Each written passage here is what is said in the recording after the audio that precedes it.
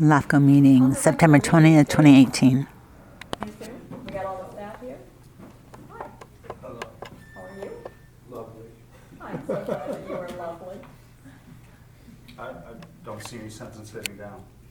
Okay, Because we're going to do the pledge. if you think I am going to try to force a fellow board member to sit down, much less you, no, not gonna go there. I don't have the Wi-Fi. Okay. Yes, you do, it's citizens. Oh, electronically connected. Go ahead, we can start. We can start. Yeah, I'm ready. Okay, we're ready to start. I'd like to call the meeting to order, and if you join me in the pledge of allegiance. He's ready. I pledge allegiance to the flag of the United States of America and to the republic for which it stands, one nation, under God, indivisible, with liberty and justice for all. Thank you. Roll call. Commissioner Wieskamp, Here. Commissioner Miley, Commissioner Marchand, Here. Commissioner Johnson, Here. Commissioner Haggerty, Here. Commissioner Thorne, Here. Commissioner Splendorio, Commissioner Pico, Here. Commissioner Valle, Commissioner Von Heater-Leopold, Here. Commissioner Halbert. Report. Yes. Okay. Public comment. Anyone in the audience may address the commission on any matter not listed on the agenda and within the jurisdiction of the Alameda LAFCO. The commission cannot act upon matters not on the agenda. You are limited to 3 minutes. Is there anyone who cares to speak now?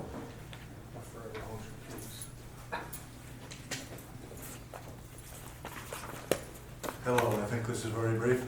I'm Kent Pryor, I reside in the city of Pleasanton, adjoining the unincorporated Bremen tract and own the adjacent parcel across the city limits in the Bremen tract, which is a hopefully subdividable, developable parcel among a few in the Bremen tract. 14 months ago, I addressed the commission on my preferences there, and you approved some tardy out-of-service agreements, et cetera. Placed a moratorium on new connections. I'm not sure if that took effect.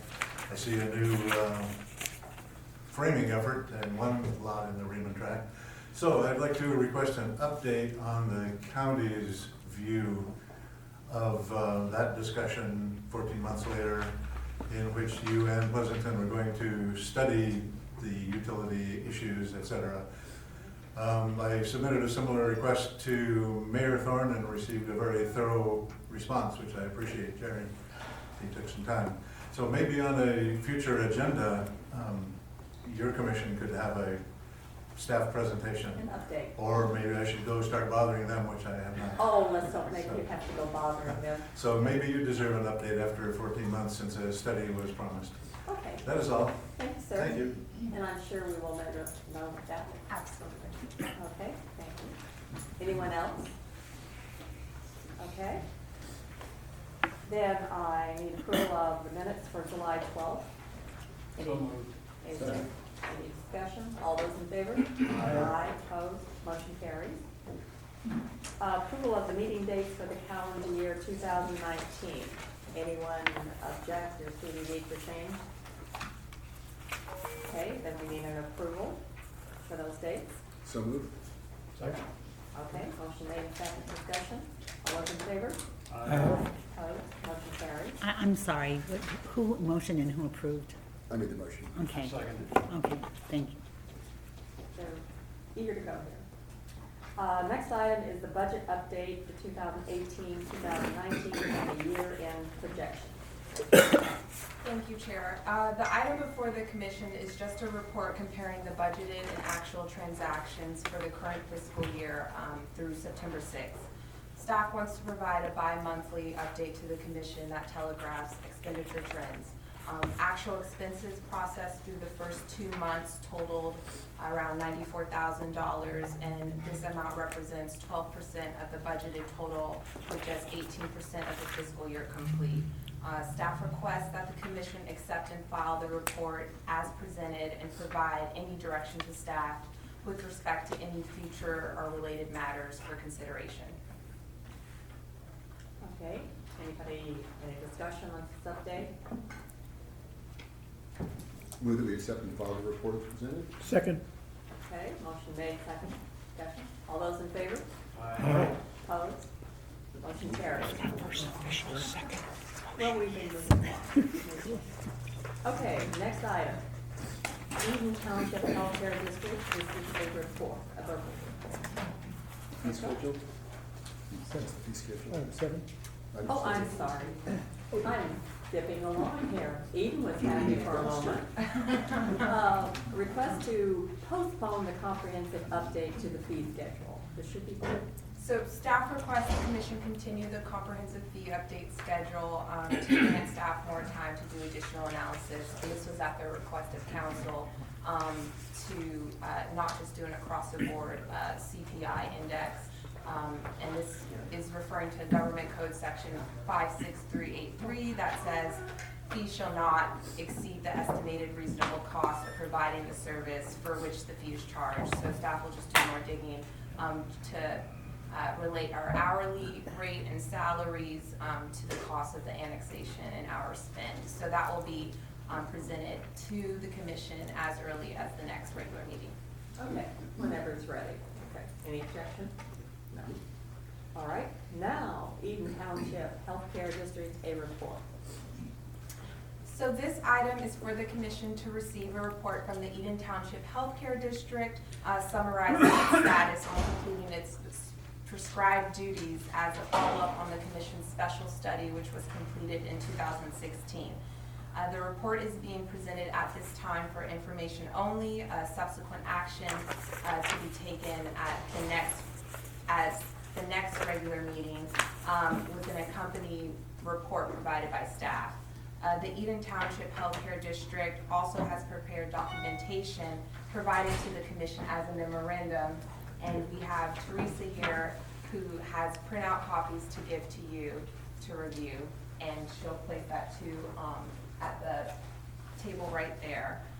If there are no questions from the commission to staff at this time in regards to subsequent action to be taken, I ask that we have CEO Michael Mahoney and Board Chair Roxanne Lewis from Eden Township Healthcare District to provide a verbal report to the commission, and then any questions can be taken afterwards. Okay. Now, I can, Well, if you have the questions now, fine. well, if it's questions of Eden Township, so. Then I think it would be appropriate after they Sure. made their, I just was wondering that I might. okay. Then who would like to go first? Please. Welcome.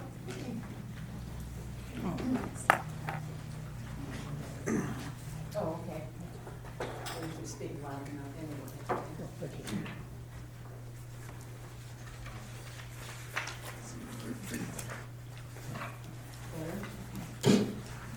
Hi, I'm Roxanne Lewis. I'm Chair of Eden Health District, and we're here today to present our report.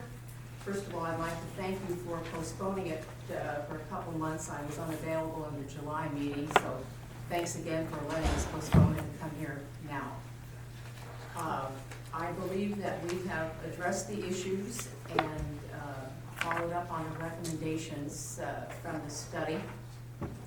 And what I'm going to do is I'm going to let our CEO do a little verbal summary, and then Mr. Haggerty can ask the questions he would like, seeing that Mr. Mahoney actually prepared the report, so I think that would be prudent. But again, thank you for doing the delay. We really appreciate it. No problem. Okay, Mr. Mahoney. Good afternoon. My name is Michael Mahoney. I am the CEO of the Eden Healthcare District. As Chair Lewis said, we have submitted a report that I think addresses the issues that were raised in your terms and conditions of your letter of last year. I'll start off with what I felt were the most significant issues in brief form. The detail is in the report, and then I'd be happy to address any questions you might have. One of the major issues that was raised in the review that was completed was the issue of the district's real estate holdings. The district holds 3 office buildings. One in San Leandro that's adjacent to San Leandro Hospital, part of the Alameda Health System, a building in Lake Chabot Road that is across the street from Eden Medical Center, and a complex in Dublin called Dublin Gateway. There are 2 medical office buildings on that site. The address is 4050 Dublin Boulevard. One building is owned by Sutter Health, even though it was built by the district. The other building is owned by the district. In addition to the 2 buildings on that parcel, there's also a parking lot that is owned by the district and an undeveloped piece of parking space that is used for valet parking.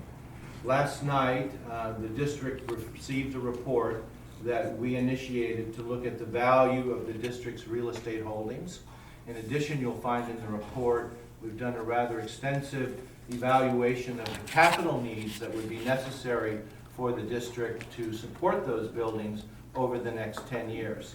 We had an evaluation done on all 3 buildings by one company, NK Enterprises, and with assistance from a local real estate expert in this area, Mark Sweeney. And we also had another evaluation of the San Leandro building.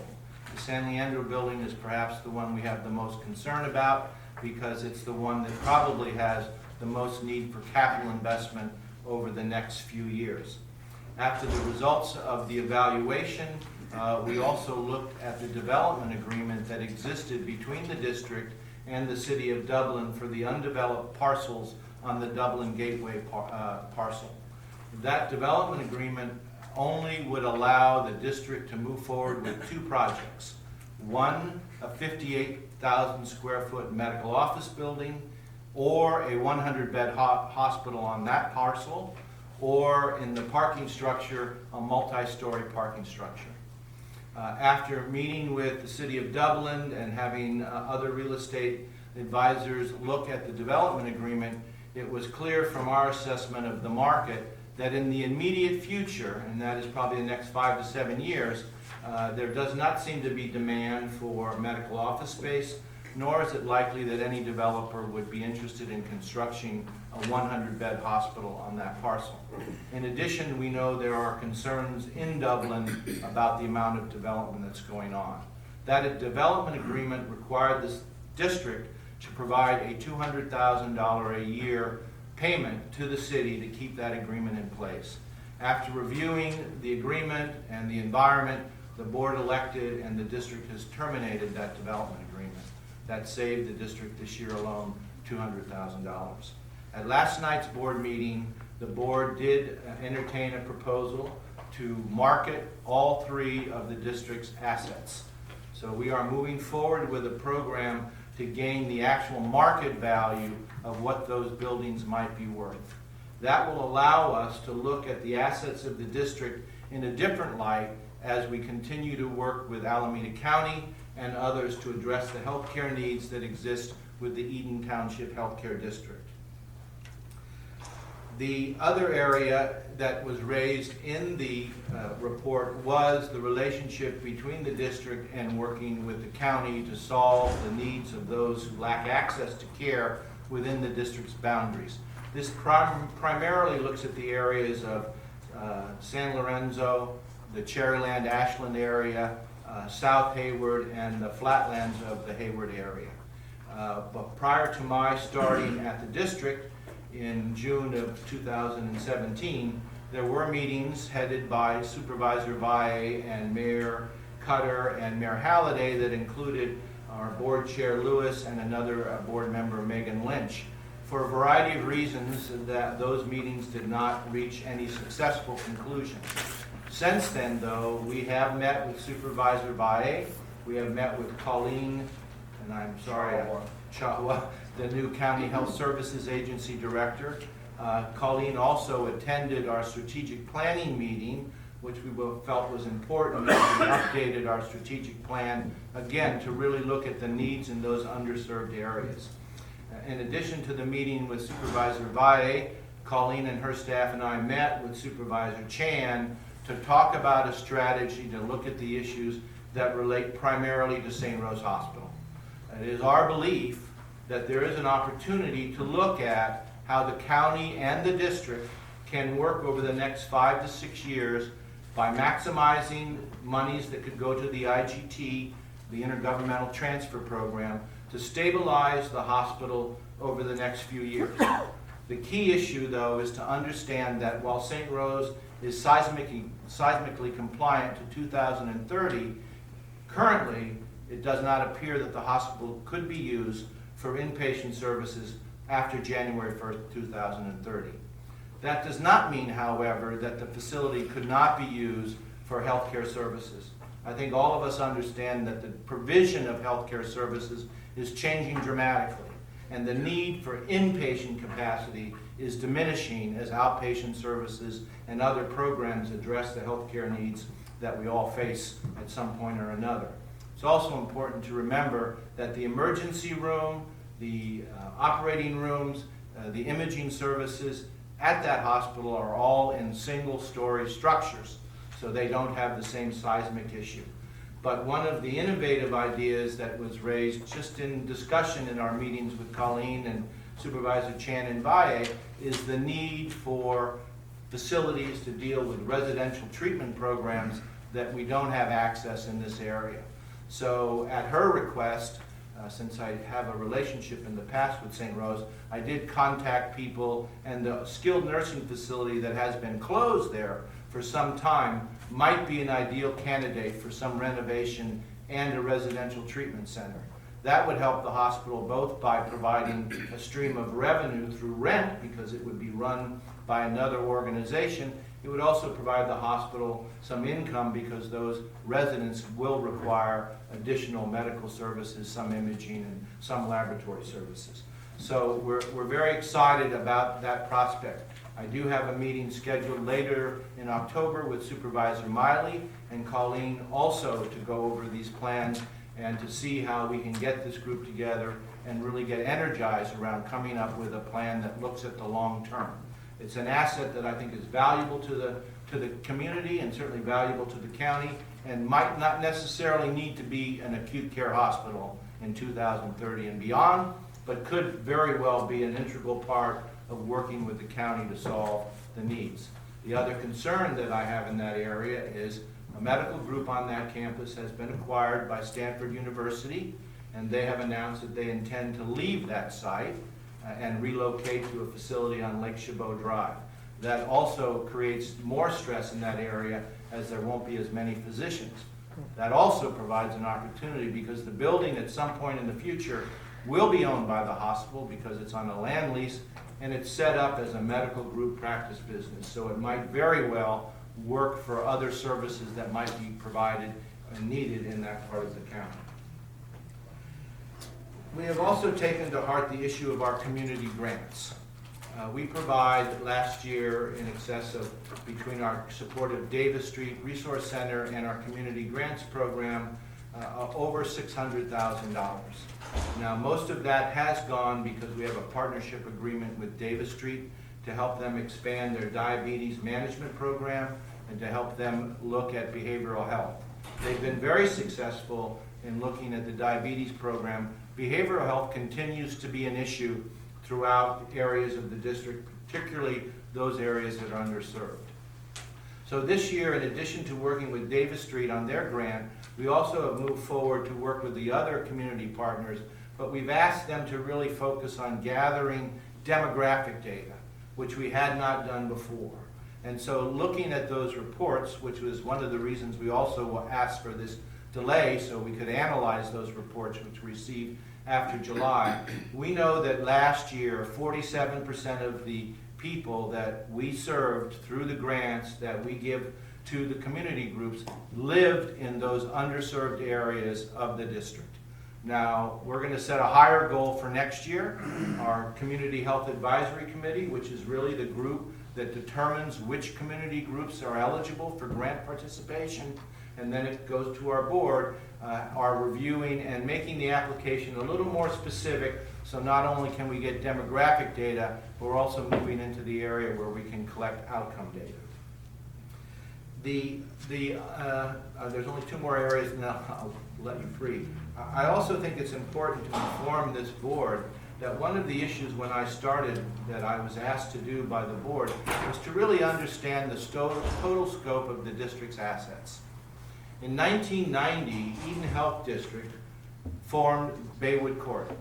Baywood Court is 176 independent senior apartments, 46 assisted living units, and a 56-bed skilled nursing facility located in Castro Valley. Unfortunately, as the district changed and as Sutter came in, the relationship between the district and Baywood Court became somewhat out of focus. But it's clear if you look at the OSHPD regulations and if you read the bylaws, the Eden Township Healthcare District is the parent of Baywood Court. Now that's important because it is a public asset, and as changes occur in senior care, we want to make sure that there's an opportunity for the residents and citizens of the district to have input into what happens at Baywood Court. As an example, Baywood Court has a skilled nursing facility that has a very positive reputation in the community. On the other hand, there have been discussions at the Baywood Court Board, should we close skilled nursing and move into memory care? Now that may or may not be the right thing to do, but I do know that skilled nursing facilities are closing throughout our area, and it's very important that access to high-quality skilled care is available to the residents. So that will be a decision that the Baywood Court Board could make, but that decision needs to be approved by the Eden Township Board in a public setting. So we are amending the Baywood Court bylaws to clarify any confusion around the role between the district and Baywood Court.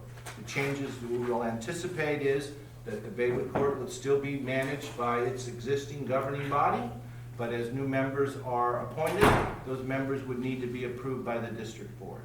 The annual operating budgets of the Baywood Court would also need to be approved by the district board. But senior care is very important, and one of the reasons when we look at the potential of selling Dublin Gateway, we are not selling the parking lot or the undeveloped parcel, because in fact that might be something that could work on that site in the future as senior housing and access to care for seniors.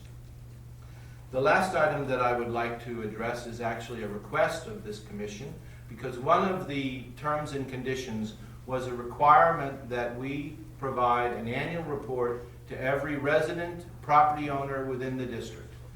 We are happy to do that.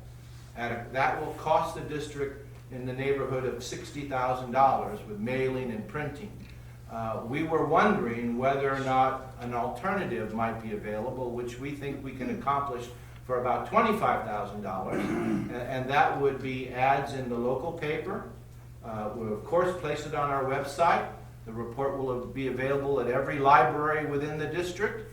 We would make it available if any of the supervisors within our districts want to put that on their website.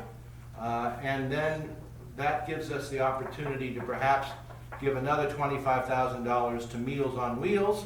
And if you haven't been to their facility in San Leandro, which I have, that represents many meals that can be delivered to people in need. That's the conclusion of my report. I'd be happy to answer or address any questions you may have. Thank you so much. All right. Anyone like to start off? So when you talked about the properties that you're looking at selling, I listened to what you had to say, but I'm sure when you talked to your board, you had mentioned how much you, after talking to your consultant, how much you'd hope to potentially gain from the sales of those properties. Did you come up with an amount? The analyst did provide a range in value of each of the properties, but what they told the board last night, as they market the properties, they are not going to put a price in the proposals. They're going to request proposals. So they've shown whoever might be interested in buying it, a detail of all the revenue, all of the expenses related to it. But I can tell you the values that we looked at related to the Dublin building, just the Dublin building, was in the range of 42 to 46 million. The building in Castro Valley was 8 to 10 million. And the building in San Leandro had the widest variance. It was from 8 to 11 million. Currently, the district has liabilities related to those facilities of $10 million. And I'm sorry, you own all three of those, or I thought there was one you don't own? There's 2 buildings on the Dublin Gateway side. We own one, there's a common So of atrium. these 3 buildings that you gave me the values, you own all 3 of those? All 3 of those buildings are owned by the Because district. there's one building you don't own, right? There's one building on the Dublin Gateway parcel that is owned by Sutter Health. Correct, okay, good. And then, I know you had mentioned St. Rose, and I know you have a long history of St. Rose, so I don't need to educate you on St. Rose. And I certainly know that you know how important St. Rose is, not only to the Hayward community, but it's also extremely important to the Tri-City community too. And I know you've mentioned a little bit about St. Rose, but do you think that your board would be interested in putting some of those proceeds? Did they discuss at any length about putting some of those proceeds to St. Rose? I know you Yes. touched on that a bit in your presentation, but I think that Supervisor Haggerty, I think the district board in the time I've been there is very interested in finding a solution. If that requires a substantial contribution from the district, and it's within the district's ability to do that, I'm certain that the district would support that. And then, I know you had mentioned about IGT. The only way to do the IGT is to, I guess, you would have to turn those funds to the county, wouldn't you? Correct. And then the county would then leverage the IGT. Did your board discuss that, and is that something they're willing to do? Absolutely. This board is very willing to look at a solution, whatever that solution might be. If that solution requires us to a substantial contribution, and the resources are there, and that needs to be transferred to the county to support St. Rose or another entity within the district, I think this board is very willing and open to doing that. That was one of the reasons I think the district board moved forward last night to broker the properties, to understand we can all look at what your house might be appraised at, but no one really knows the value of your property until someone else says, this is what I'm willing to pay for. And that's the avenue that we're going down. And that will give the board the opportunity to look at those, to work with the county, to look at a solution for St. Rose. Okay. Just to follow up on the IGT, I seem to remember back in the middle of my brain somewhere that there was some assumption a while back that maybe the county was at their limit for IGTs. Do you know anything about that? I've heard it's an annual issue, so it's called the upper payment limit. So once you get to that upper payment limit. So that's an annual issue. It's an annual issue, Any IGTs lately. And the good news is, in the meeting with Supervisor Chan and Supervisor Baye, along with Colleen and myself, Colleen indicated from everything she's learned, the IGT match will be going forward and will be a 1-to-1 match. Right. And only the county can do that IGT, correct? I'm not certain that's true. It needs to be a governmental entity, Right. but it's always worked in Alameda County in the time that I've been here, that it was easier to do it through the Right. county. I guess my point is you don't have the ability to do an IGT. I do not believe so, but I couldn't say without question. Okay, thank you. But we would do it through the county. Okay. Is that all? That's it, yes, thank you, Okay, Madam Chair. other questions? Just one quick, when we started down this road, there seemed to be a lot of animosity between the county and Eden. What would your opinion of that relationship be now? I think we're all on the same page. I think the fact that and I'm sorry, I have a hard time remembering how to pronounce Colleen's last name. Chawa. Chawa? Chawa. Chawa. When she came to our board retreat, and she'd been brand new, she's relatively new in the position. I've only been there since June of 17. Right. And all I hear from our board members, everyone, is how do we solve the problems? And we're willing to work with anyone and any organization. And I think the recognition around St. Rose really is an issue of, there can be a solution, but I think it takes the county and it takes the district working together, along with the city of Hayward and others, to understand what that solution is going to be. I really appreciate your efforts, thank you. Thank you. You've met with Supervisor Valle and Miley, and I think you also mentioned Chan's name. Why haven't you met with Haggerty? It seems to me that he has a significant Doesn't interest mind. and concern. I would be happy to meet with Supervisor Haggerty and Supervisor Carson at any time. It's not my district. Well, you have, She's chair of the health committee, and it's I his know, but you district. seem to- I'm not, okay, well, that was a as my question. kids would say, I'm not Our, chair. our district sits in both Supervisor Bai, Chan, and mine. I understand that, but it also has, it appears to be having impacts on other parts of the county also, so. Anyone else with a comment or a question? Okay. Yeah. Certainly, I appreciate the change of atmosphere that seems to be Yeah. apparent now, that you're on the same page, working together, trying to achieve a common goal, and that's good healthcare. I don't know anything about Baywood Court, but I certainly believe that any changes made there should be very carefully considered. My husband is dead, but he had a former memory loss. And for me, I went to lots of places before I found the right place. And it happened to be a place that does not even call themselves memory care, because they do both. And it's sort of seamlessly done.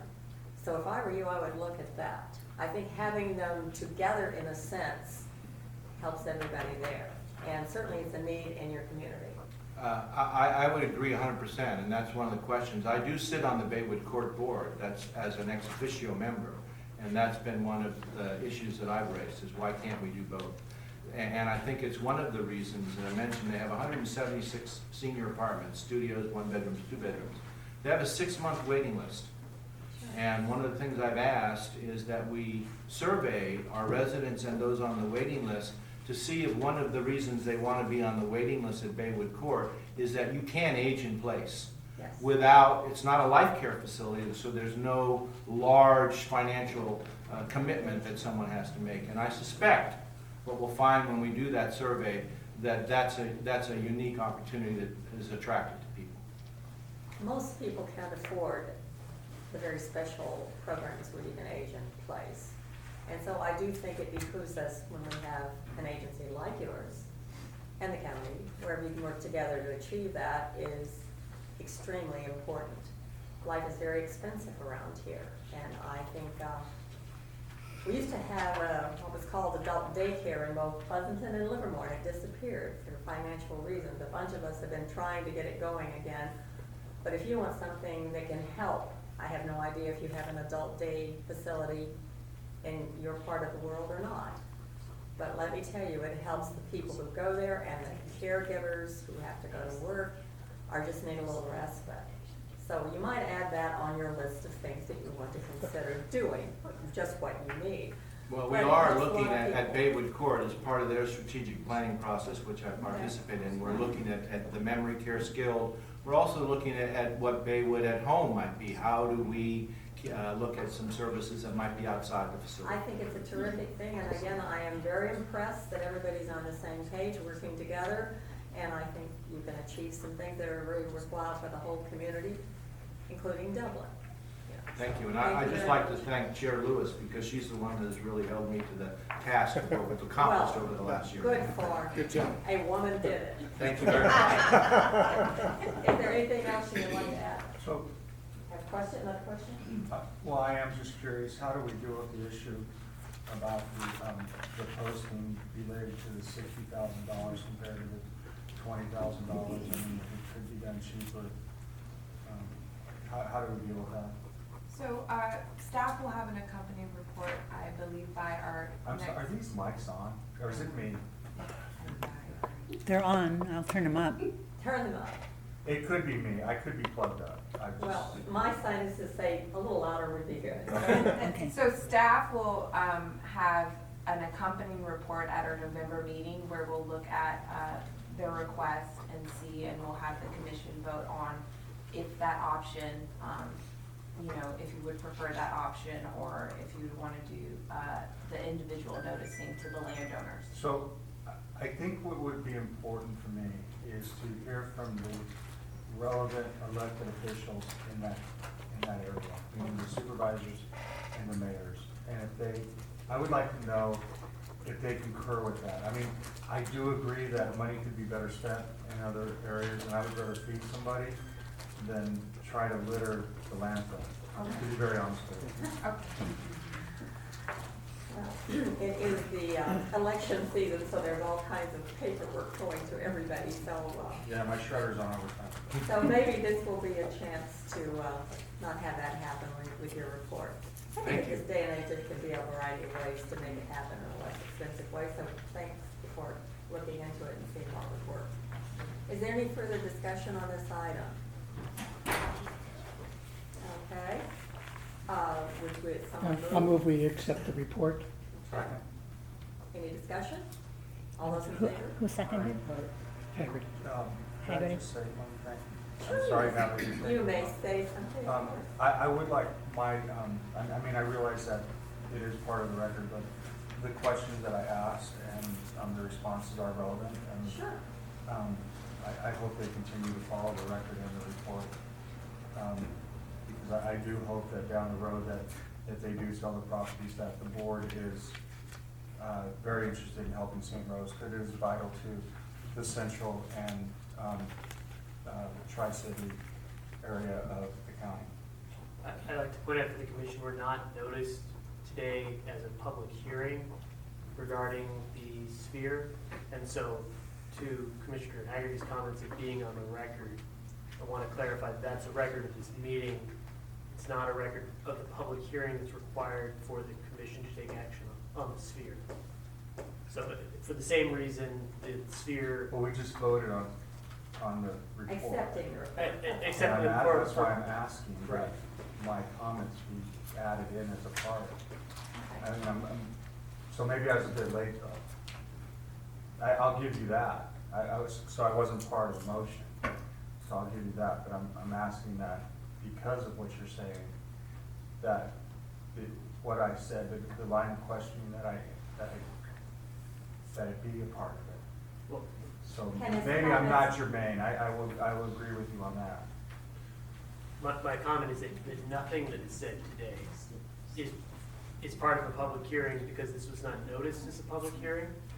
And in order for the commission to take action on the sphere, there has, the meeting at which that action is to occur must be noticed as a public hearing. It's a published notice. That didn't happen.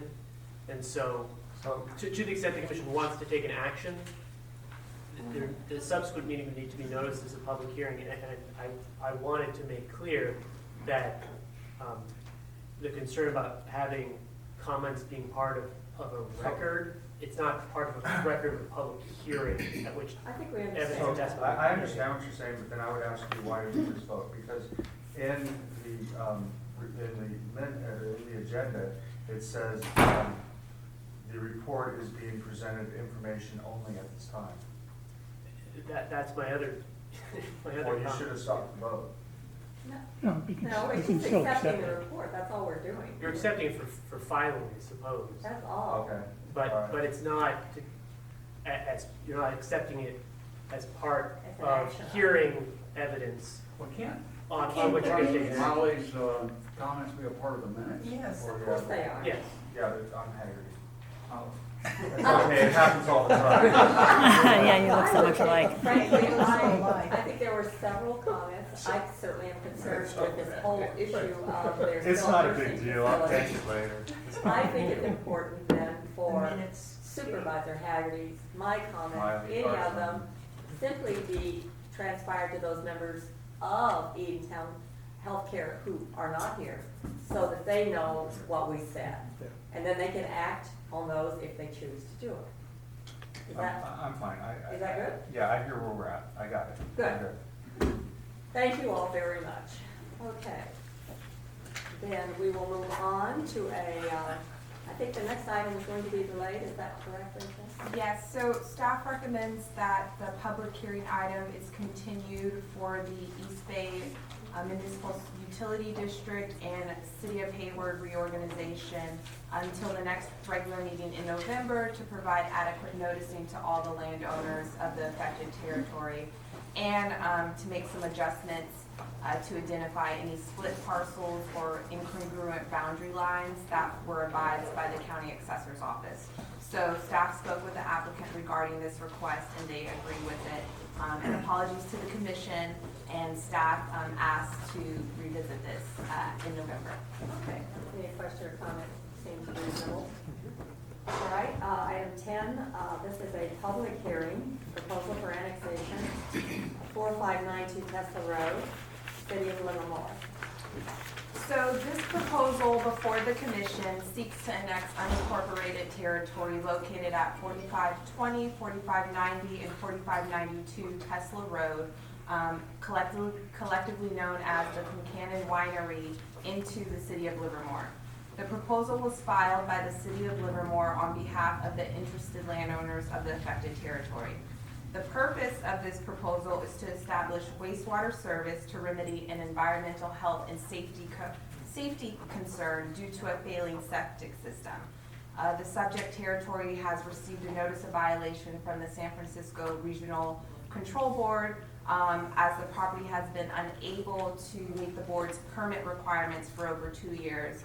And this is as a result of the board's restricted issue of permits for new replacement on-site septic systems. The affected territory totals 79.4 acres and lies contiguous to the City of Livermore's jurisdictional boundary, and it also lies within the City of Livermore's sphere of influence. The existing the existing sewer main is located under Alameda Avenue, perpendicular and north to the parcels in question. And it also lies, and this sewer main is also where the subject territory connects to its water main supplied by the California Water Service Company.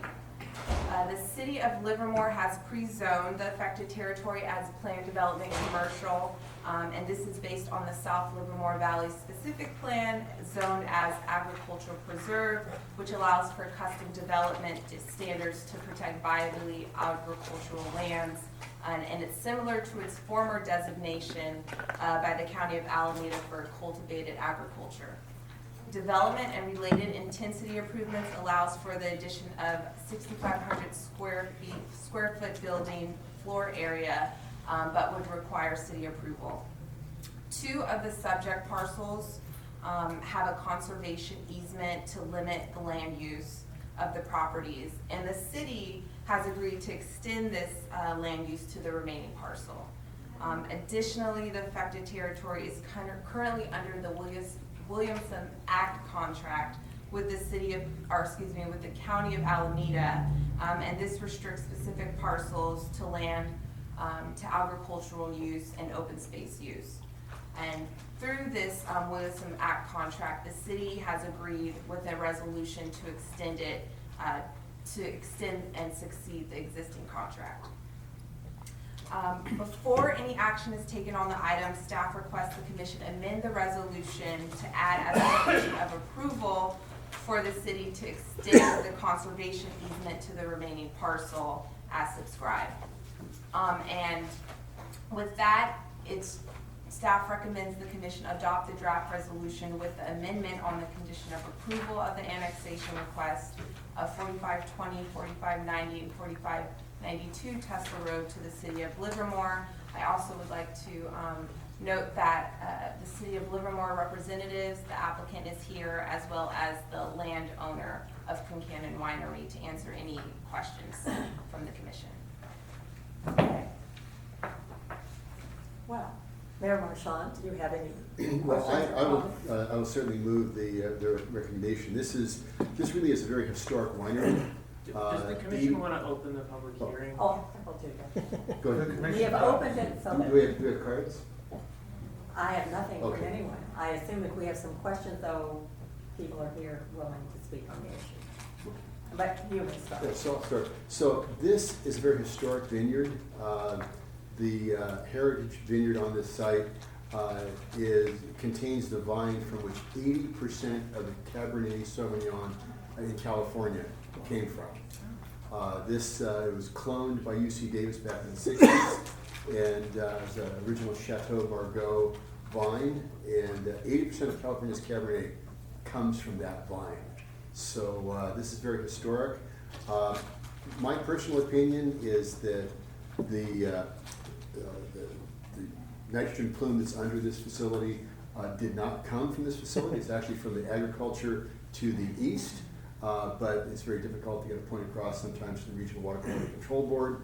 And they were unwilling to budge on it. So we really, in order to preserve these agricultural lands, the staff, the Kincannon Winery, the wine group, a lot of very smart people came together to come up with this solution to enable them to continue operations, because if this solution is not realized, that this one of the first wineries in California, and the first one started by an Irish American, will cease to exist.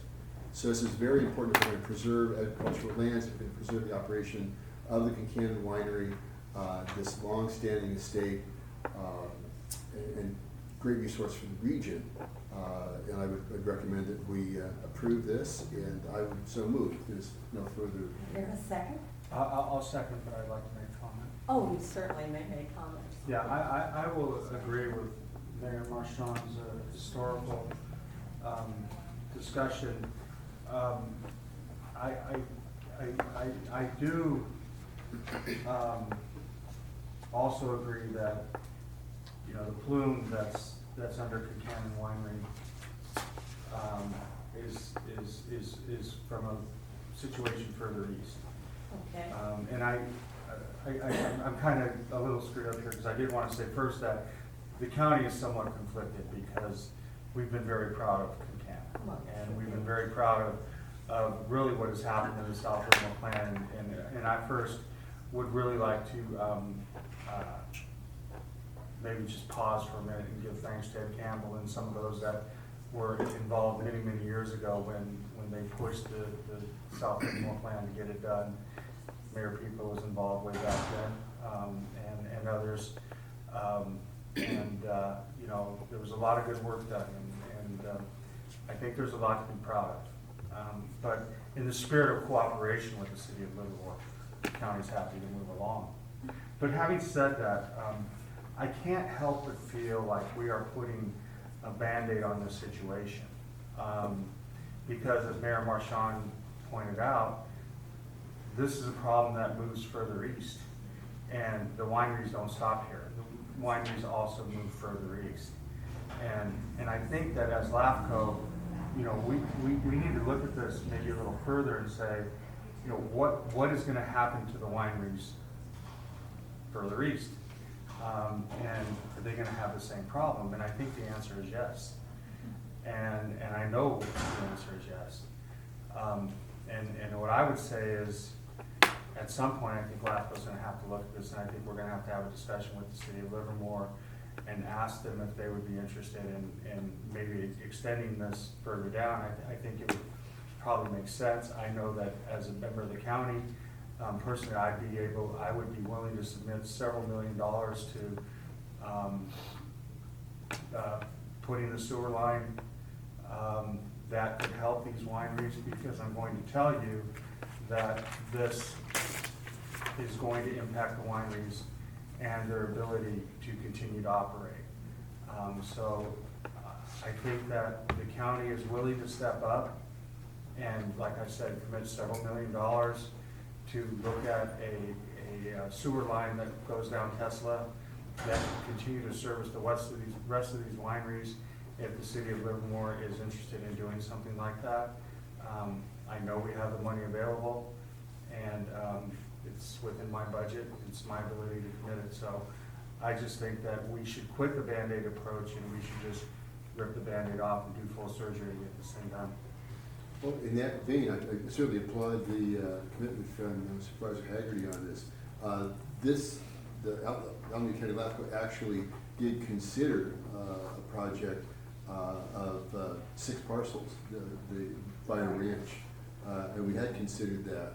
And then there was the owner of the property elected not to move that forward, but I'm certainly in concurrence with what you've suggested. I don't think that Buyer Ranch property elected not to move forward. In fact, they are moving forward, as you're well aware of, on an engineered septic system. Right. But there was. They would much rather have bid on your services as opposed to an engineered system, which, I don't know if it's too late to move to and I'm not talking about I'm really not talking about to facilitate the Buyer Ranch. I'm really trying to talk about, could we do a sewer line down Tesla to continue to facilitate? Because we're gonna have the problem with Gray at some point further down the road. My point was that we had considered that, and I applaud your commitment to moving ahead with something like that, because I think it will go a long way to solve the problem. And John, I'm serious, we can put some cash towards this to help. Great, get it excellent, done. terrific. Well, it strikes me, obviously, the city is a main player because they're going to have to find out if they have the sewer capacity and so on to do it. And I assume it would be an agricultural use, not just for grapes, but also for those who have other crops, that they could be having the same problems. And so, So I don't know, John, how you want to open that dialogue and Yeah. how we move forward on that to. We Okay. can But have I a have a discussion. couple of really smart people in the audience right here that I have a- that I are have a- taking notes. I have a checkbook in my briefcase. Well, we are, Talk to the supervisor before he leaves. Okay, thank you very much. I think we all heard that. And we would like to open that ground up to do the power lines on Tesla too, so. Oh if my we could gosh, do the I think sewer we're getting line- a little afield. If we could do Yeah. the sewer line and the power lines Yeah. at the same time, that would be lovely. Terrific, okay. Yeah, We've got witnesses for that, thank you very much. for your We commitment. do. I've never gone back on my word, John. I know that. I trust you both, isn't that interesting? And I know you both, For quite a while. yes, I have. This is, I think it's an interesting concept, and this probably is something that could be a study that's generated by LAFCO. Sure. Uh, That would be And helpful. I would think that if anybody's talking about doing that, you ought to be talking about putting in a recycled pipeline to take the water back out and use it in agricultural resources. A study can be done, let's put it that way, to make it happen, that's what you want. And we do have an upcoming wastewater study, so that might be the time to take a look at it. So that could be helpful. I don't want to study something to death. I know No. we need a sewer line down Tesla. It's not rocket science. So I just have, Many things aren't rocket science that we have had innumerable meetings on. Oh, yeah, more to Livermore. Well, ask the mayor of Pleasanton, so, Ann, but we're not gonna go there. We have a motion and a We second. have a motion second. Is there anyone who would like to add? Ann, I just have Yes. one detailed question. John, is there any pre-treatment required from Canada? Right, the industrial user pre-treatment program? Actually, the BOD loading coming out of winery waste is very, very low. Oh, okay. And So there's- what this is basically just is domestic waste Okay, for the tasting room. okay. Is there anyone from the audience who has anything to add? You're just absorbing. Okay, good. All right, we have a I motion. want to make some technical recommendations on your motion. Or with the proviso that Ms. Jones presented for the modification resolution. That was my first one. My second one is that the commission included determination under Government Code 56856.5 that the sewer service would benefit land uses that are allowed under the contract. That is one of the determinations unique to Williamson Act annexations. And the third is that the staff report does not indicate whether notice was sent to the state Director of Conservation of the application of this meeting and whether the State Department of Conservation had any comments that it wanted considered at this meeting. And I think the record should probably be augmented to reflect that before you act on your motion. Okay, then I will so amend my motion. Okay, I'll accept it. okay. Any further discussion? All right, I'll call for the vote. All those in favor? Aye. Opposed? Motion carries. Congratulations. To all. And for Concannon, thank you for your patience on this and for your willingness to work with the city and the county. It's been a long, rough road, and I certainly appreciate it. Don't forget where you came from. If you win, you win. Okay. Next, we will move on to item. Don't forget the checkbook. Don't forget it. There are more checkbooks all around here. Sooner you can get the backhoe out there, the The better. report on the LAFCO operational options report. Everyone? Thank you, Chair. As part of the Commission's 2018 and 2022 strategic plan, a key item was for the Commission to complete a study on various operations models in response to Alameda LAFCO's MOU with the county set to expire on June 30th, 2019. On March 28th, the Commission contracted with Bergson and Associates to conduct this study that outlines an overview of administrative governance options available to the Commission and that identify issues and questions to frame ongoing discussions. The study examines 3 selected Bay Area LAFCOs and highlights their operational relationships with their respective counties and external service providers. However, further analysis to address the issues raised by the report is beyond the scope of the current study and can be subject to subsequent work negotiated by the Commission. So in this essence, staff recommends the Commission extend the contract with Bergson and Associates at a not-to-exceed cost of $5,000 to include an in-depth cost-benefit analysis and possible succession planning to better inform and aid the Commission in its decision-making on its operational needs. Staff would like to note that Richard Bergson from Bergson and Associates has prepared a verbal report to the Commission in regards to this study. That was also provided as an attachment in the staff report. And I'll return the item to the chair with the mention that staff is happy to answer any questions from the Commission in regards to the contract. Okay. I think we'd like to hear your report. Thank you. Great, thank you. Good afternoon, I'm happy to be here again. And as Rachel described, the purpose of this memorandum was to provide an initial review of options, provide LAFCO with a background about potential organizational changes in line with LAFCO's strategic plan directives, and also to elicit any input, comments, or direction from commissioners about potential organizational changes. And also I should point out, it's not intended to be an analysis of staffing levels or appropriate levels of staff.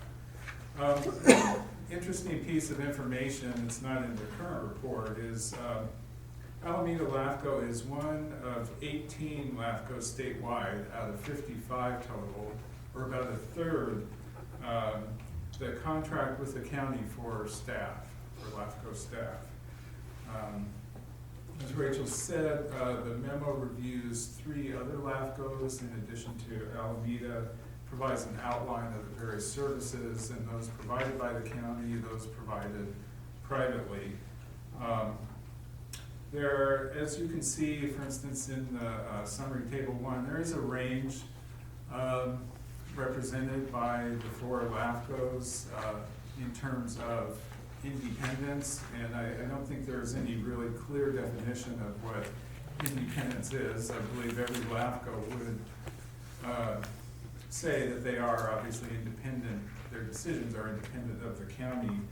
However, I would perhaps propose that full independence could be construed as no contracts with the county for staff, no contracts with the county for services, office space that's independent of county buildings and facilities. And I think probably Marin County comes closest to that, although the fact is that there's really a mix. It's almost a mix and match. I don't think there's necessarily any right way to do this. It's up to LAFCO to decide what works best for you, what addresses your issues. Probably the most significant cost implication of independence would involve office space. Currently, your costs are relatively minimal compared to what you would most likely have to pay on the private market. However, there are offsetting considerations.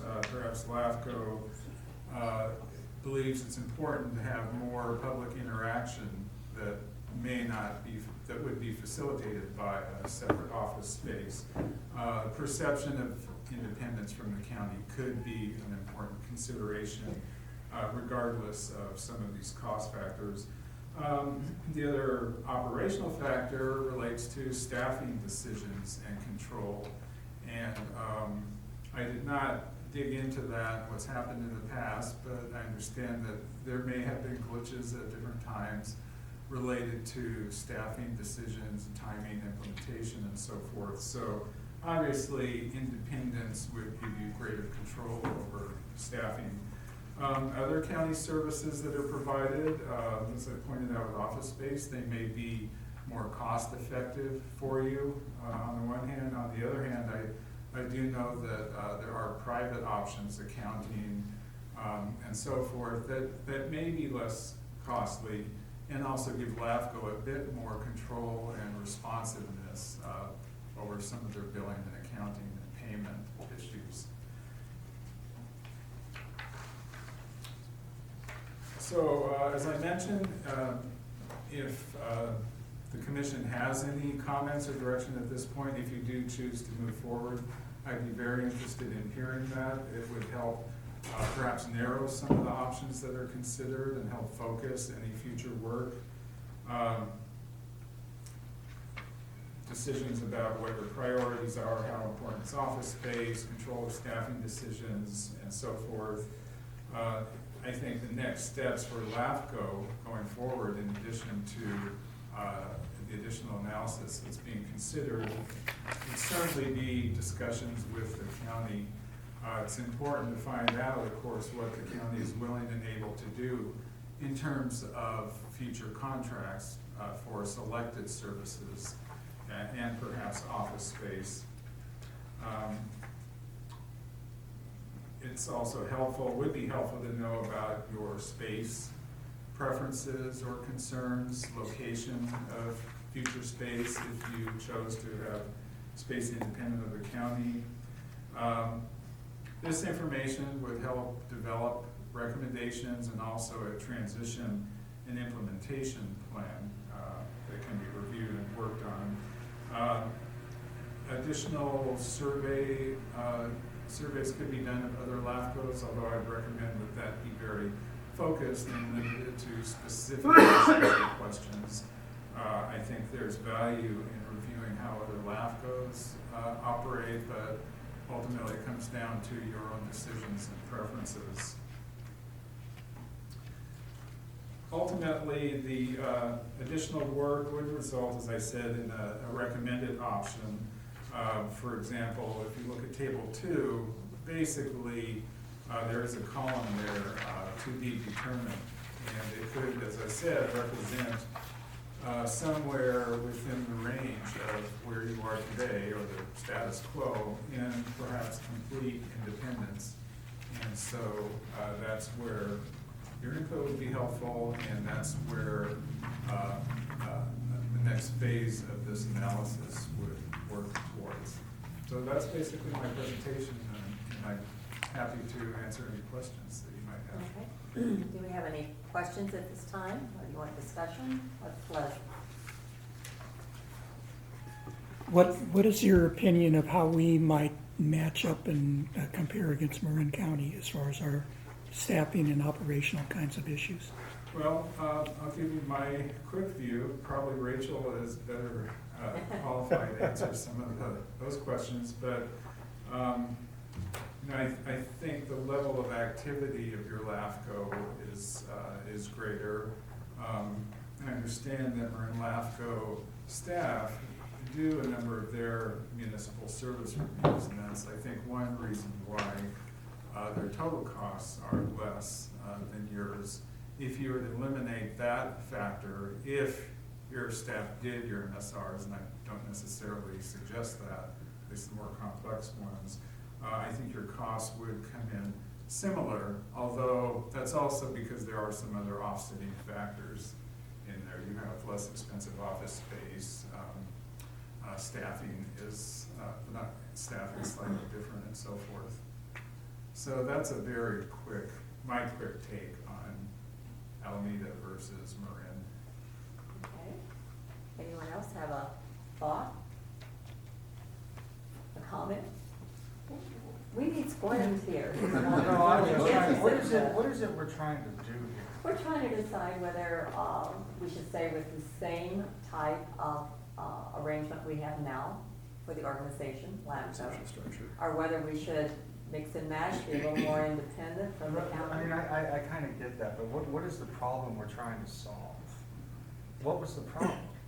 Well, I think one of the things that I'm concerned about is that we do have the MOU that expires literally a year from now. I think what I'd like to see, and I think this is kind of one way to do this, is see, well, how do some of the other LAFCOs operate? Is ours the best way for us? And I think kind of it says it is. But, need to, That the current way we're operating Yeah. is the best? yeah. It seems to be working reasonably well. I think Marin is an extremely unusual circumstance Yeah. because they have One- much less activity. One comment, I know Rachel and I have talked about this, and that's the county's accounting system. I know when I worked for the county as a staff person, running the little county, the county service areas, the county's budget doesn't work for a group of homeowners when you're trying to explain to a group of homeowners, where their money goes and how their money gets spent.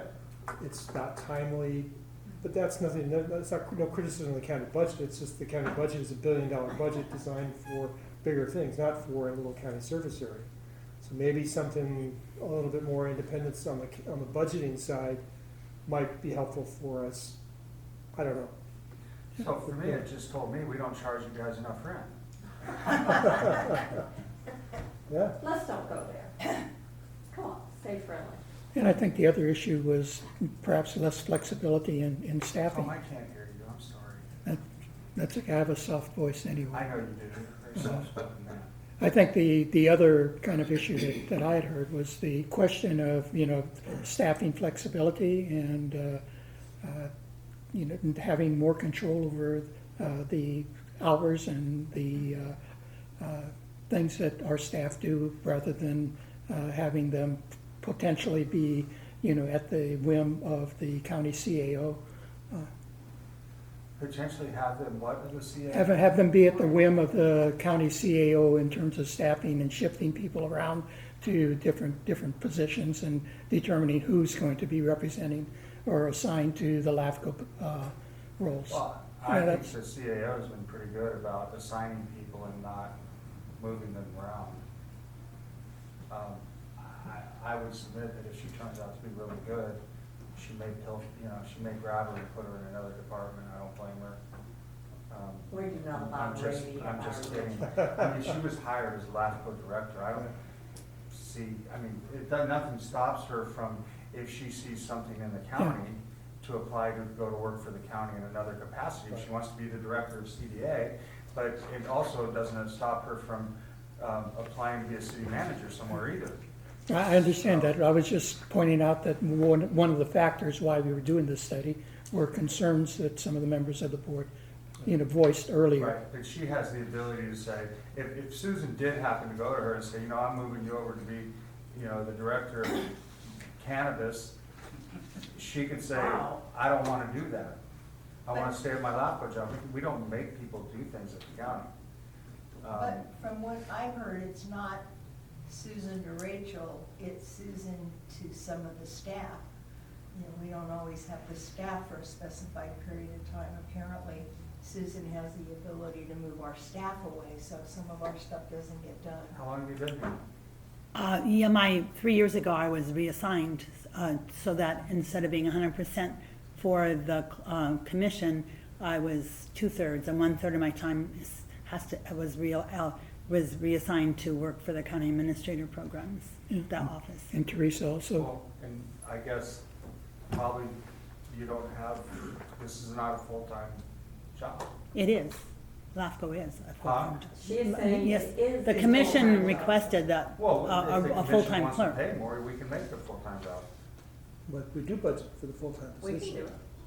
And that's my position, that actually hiring Rachel, as far as I'm concerned, was a major breakthrough for LAFCO. Joni came through with flying colors as far as I was concerned. I had my doubts when we started this process, but she brought somebody in. She really had worked hard to bring Rachel in. I think we've got a great find here. And if that's the kind of cooperation we're going to get from the CAO, I love it. Yeah. We actually participated in the choice. Yeah, Yeah, I think I was there. yeah. I believe you were. And like, I know we have, both Teresa and Sandy are talking about, I know, retiring fairly soon. I don't know how soon they are. But when their positions become available, I'd like to see that same process. I don't know why, so in our MOU, we probably want maybe a little bit stronger language about I how think we it's do that. I think it's highly unusual that the board ever gets involved in staff. And I think it's a very dangerous road for the board to start doing that. Well, then that should be, I agree with you on that, but it should. It's Rachel's job Yeah. to do that, and I think it's highly unusual as mayors and city councils and members of the boards and president of the board of supervisors, we don't do that. You're right. It's Rachel's job to do that. It may be Rachel's job, but if we hear from someone who is going to retire that she believes it should be a full-time job, we should consider that. No, Rachel should consider Well, that. It is Rachel's job. but we have to pay for it. Yes. We have to approve it. So it has to come through Rachel, I agree. And You bet. I have a question that I'm not sure anybody can answer at the moment, but when you were changed to 2/3 for us, was there an adjustment in the amount we paid the county? Or did they, and maybe you don't know the answer to that. Well, there was supposed to be and have been. Yes, there's an adjustment. That was a decision that was not made in consultation with the executive officer. In fact, the executive officer was not informed. I had to inform her that she had a part-time clerk. Aha. This is the kind of thing that I think is difficult, and Yeah. I think we need to make sure that if we agree that county service is appropriate, that maybe we need to look at the MOU and figure out some changes that we think would work. If it's gonna cost more, we can raise rates to cover it, but if you need the help, you need the help. We just charged And you're in a position to come back to tell us. Thank you. Exactly. So in essence, it's just, we have the opportunity now to review different models and look at what's best for this LAFCO. So why not take the opportunity to do so and have Richard do a little bit more in-depth analysis to review that and see, maybe we can tighten something up here, or if this is running smoothly with this service, then that is fine, but we might as well outline that now, and rather than continue with the status quo. If it's not working, or if it is working and the commission decides that, then. What's the pleasure of the group? Do you want to go forward with this additional information? I think Talking about $5,000, right? Yeah. I move that we do it. I'll second the motion. I like decisions, all right. Well, I told Jerry when we started, this should have been a consent item. Whatever. Well, you should have told me, Scott. Let's start having meetings before. We'd have probably pulled it off the calendar anyways. No, I would have. You would have? Who knows? I would have put the next item on too. Well, let's move forward with this one. How about that? Do you have a recommendation? So we had a motion, I think Scott Do I have a second? had a second. Further discussion? Thank you for your report. All those in favor? Aye. Opposed? Motion carries. I personally see little value in looking at the red model because I don't think it fits at all. Next is a progress report on the strategic plan. We want a presentation, discussion, of the pleasure. Excuse me. So, staff wants to review, the commission will receive a report on progress made to date to accomplish the goals and objectives set forth in the commission's 2018-2022 strategic plan. I just want a small update. Two noteworthy activities to mention underway are the Community Development Agency of the county is currently creating a GIS system just for LAFCO, and this will allow staff to see maps in real time of all the jurisdictional boundaries of the cities, special districts, and agencies under LAFCO purview, and it'll be very helpful for staff for application inquiries, information requests, and will cut time and cost in identifying boundary lines and reviewing sphere of influence amendments. Staff is also working with city managers and planners and other officials to streamline our application process and organize outreach that'll better encourage island annexations. One of them is kind of advocating for applicants to also file petitions for annexation or change of organization proposals that will take some of the onus off of the special districts and cities and might move things along faster. And with that, the report is being presented to the commission to formally accept and file, as well as provide any direction to staff with respect to accomplishing its outlined goals. Okay. Any discussion? Do I have a motion? I'll move the item. Okay. Second. All right, motion made and second. Any further discussion? No? All those in favor? Aye. Opposed? Motion passes. Next is an agreement with Hushwall and Company for the audit services. Thank you. The commission's last audit was conducted in 2006 and has generally been excluded from the county's external auditing process.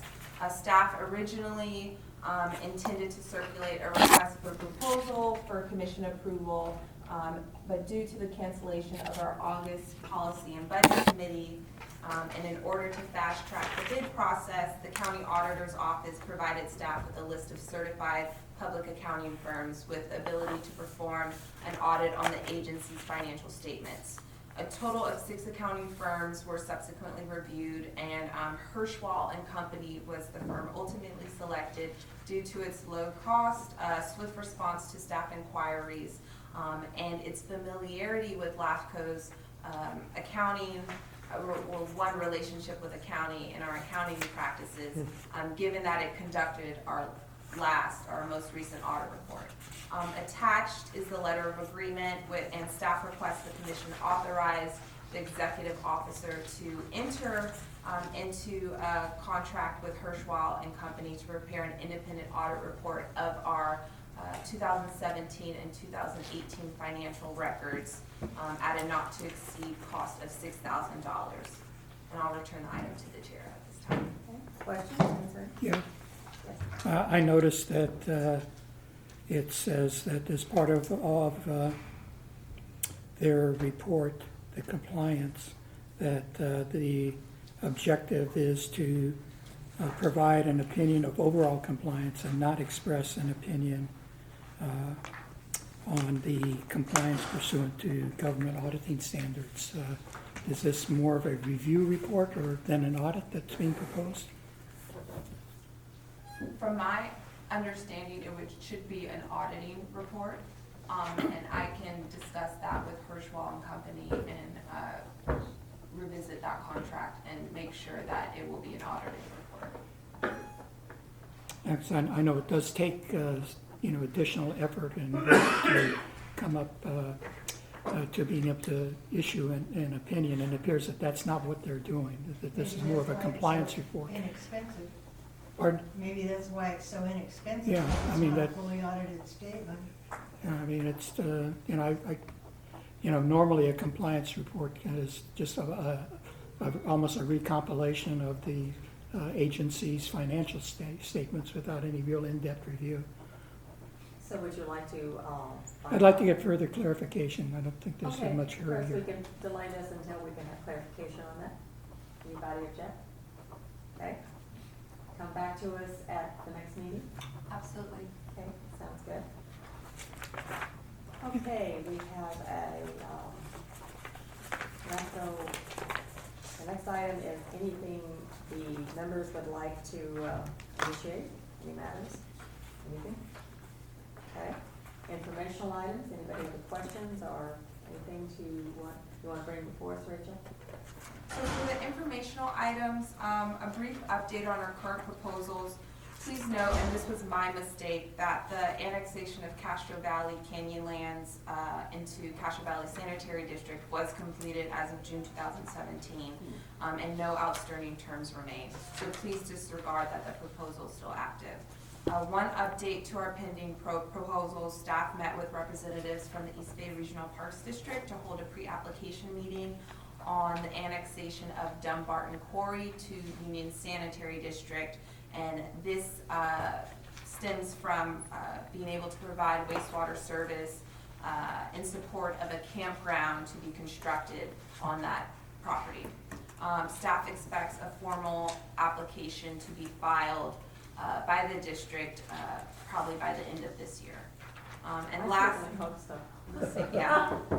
And lastly, the contract with QK Associates has finally been signed, and for the commission's countywide wastewater, water, stormwater, all that good stuff, municipal service review. And the data collection phase should begin by the end of this month. Okay, questions? Anything else? Anything about the conference, anybody? Are we all Oh, and set? just small legislative update. Apologies for the attachment issues, but on September 7th, staff signed a letter of support urging Governor Brown to sign AB 2258. This gives LAFCO's grant funding for the ability to conduct further analysis as follow-up on its recommendations within its MSRs, and follow through on any recommendations calling for the consolidation or dissolution of inactive districts. Governor Brown also signed AB 2600 that adds the option for local governments to adopt a resolution to initiate the formation of a regional parks and open space district. And Governor also signed AB 3254, which is LAFCO's annual omnibus bill that proposed technical corrections to the Cortese-Knox-Hertzberg Act for better congruency. And then lastly,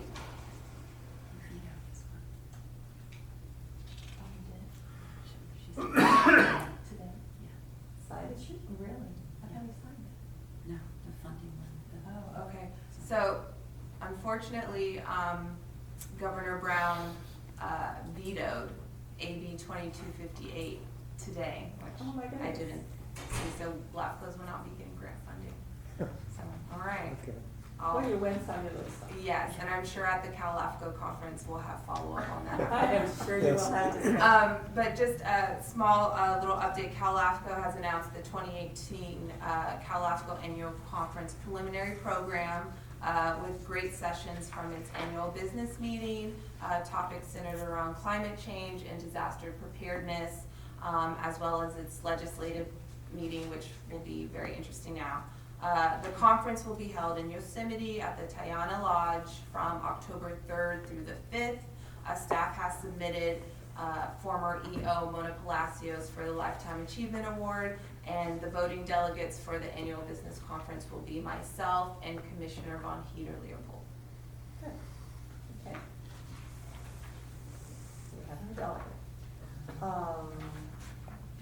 Any question about future meetings? I'm sure the Policy and Budget Committee meeting, people will be aware of that. And our next regular meeting will be November 8th, so we will adjourn.